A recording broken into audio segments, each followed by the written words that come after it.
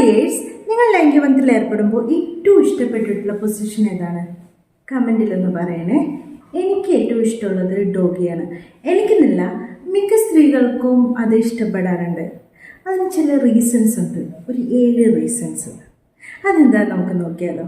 മിക്ക ആളുകളും എൻ്റെ അടുത്ത് വന്ന് ചോദിക്കുന്ന ടൈമിങ് ഭയങ്കര കുറവാണ്, പെട്ടെന്ന് ശുക്ലം പോകുന്നുണ്ട്, എന്താ ചെയ്യേണ്ടതെന്ന് വെച്ചാൽ പെട്ടെന്ന് റിസൾട്ട് കിട്ടുകയും വേണം അവർക്ക്.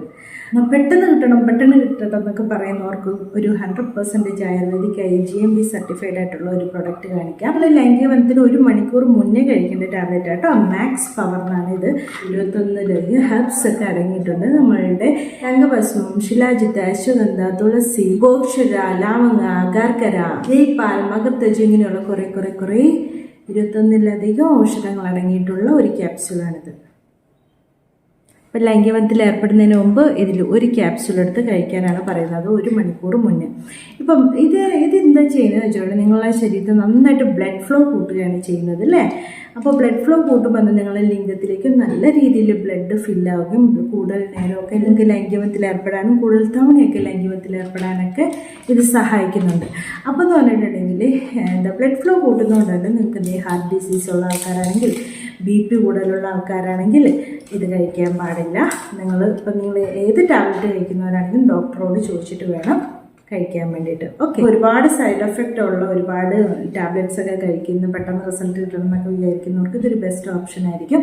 അപ്പം നിങ്ങൾക്ക് ഇത് വേണമെന്നുണ്ടെങ്കിൽ ഈ കാണുന്ന വാട്സപ്പ് നമ്പറിൽ ബന്ധപ്പെട്ടാൽ മതി. മലയാളികൾ തന്നെയാണ്, നിങ്ങൾക്ക് അയച്ചു തരുന്നതായിരിക്കും കേട്ടോ. അപ്പോൾ എന്തുകൊണ്ടാണ് ഡോഗി പോലെയുള്ള പൊസിഷനൊക്കെ കൂടുതലായിട്ട് സ്ത്രീകൾ ഇഷ്ടപ്പെടുന്നത്? അതിൻ്റെ ഒന്നാമത്തെ റീസൺ എന്ന് പറഞ്ഞിട്ടുണ്ടെങ്കിൽ കുറച്ച് ഡേർട്ടിയാണ്, സ്വെറ്റിയാണ്, അതുമാത്രമല്ല കുറച്ച് അഗ്രസീവാണ്. പിന്നെ മുടിയൊക്കെ പുറകോട്ടേക്ക് പിടിച്ചിട്ട് ചെയ്യുന്ന കുറച്ച് എന്താ പറയുക അഗ്രസീവായിട്ട് ഡോമിനൻ്റ് ഒക്കെ ആഗ്രഹിക്കുന്ന പുരുഷൻ എൻ്റെ മേലിൽ ഡോമിനൻ്റ് ആവണം എന്ന് ആഗ്രഹിക്കുന്ന ആളുകൾക്കൊക്കെ വളരെ നന്നായിട്ട് എൻജോയ് ചെയ്യാൻ പറ്റുന്ന ഒരു പൊസിഷൻ തന്നെയാണ്.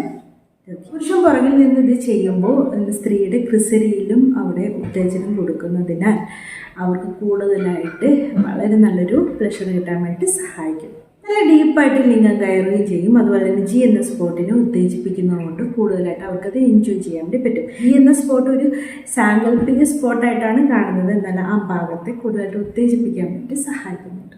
സ്ത്രീകളുടെ ഇമോഷനെ വളരെ നന്നായിട്ട് പ്രകടിപ്പിക്കാൻ പറ്റും. ബോച്ചിട്ടിട്ടോ അവരുടെ അവർക്ക് എങ്ങനെയാണോ അത് പ്രകടിപ്പിക്കാൻ പറ്റുമോ അതൊക്കെ അതേപോലെ പ്രകടിപ്പിക്കാൻ പറ്റിയിട്ടുള്ള ഒരു പൊസിഷൻ കൂടിയാണ്. മാത്രമല്ല ചിലർക്ക് ഇമാജിൻ ചെയ്തിട്ട് പലതരത്തിലുള്ള കാര്യങ്ങളൊക്കെ ഇമാജിൻ ചെയ്തിട്ട് ചെയ്യുമ്പോൾ കുറച്ചും കൂടി അവർക്ക് നന്നായിട്ട് ആസ്വദിക്കാൻ വേണ്ടി പറ്റും. അപ്പോൾ അങ്ങനെയുള്ള സ്ത്രീകളുണ്ടെങ്കിൽ ആ സമയത്ത് കണ്ണുകളടച്ച് അങ്ങനെ ആലോചിക്കുന്നവർക്ക് കൂടുതൽ നന്നായിട്ട് എൻജോയ് ചെയ്യാൻ പറ്റുമെന്ന് പറയുന്നു.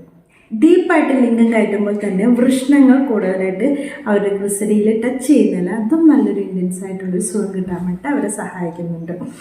അപ്പോൾ ചില സ്ത്രീകൾക്ക് ഇത് ചെയ്യുമ്പോൾ ഭയങ്കര വേദനയായിരിക്കും. ശരിക്കും അവർക്ക് ഏത് പൊസിഷനിൽ എങ്ങനെയാണ് നിൽക്കേണ്ടത് എന്നുള്ളൊരു ഐഡിയ ഇല്ലാത്തതുകൊണ്ടാണ് അങ്ങനെ പറ്റുന്നത്.